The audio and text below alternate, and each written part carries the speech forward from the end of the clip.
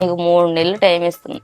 ఈ 3 నెలల్లో నువ్వు ప్రెగ్నెన్సీ అయితే నువ్వు దేవుణ్ణి నమ్ముకో, నిన్ను ఏమి అన్నావు.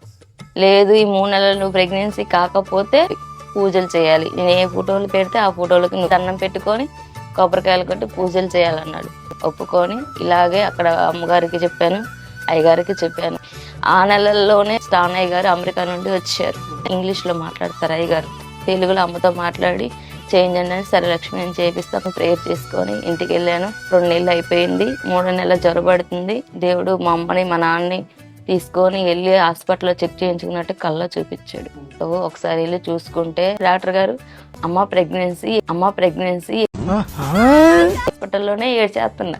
ఏం ఏడవకమ్మ, ఏమవుదు, జాగ్రత్తగా ఉండని చెప్పేసి ఇంక డాక్టర్ గారు పంపించేశారు. ఇంకా ఆపరేషన్ తీసుకెళ్లారు. పోసి తీసి తెల్ల బేబీని చేతిలో పెడుతున్నారు.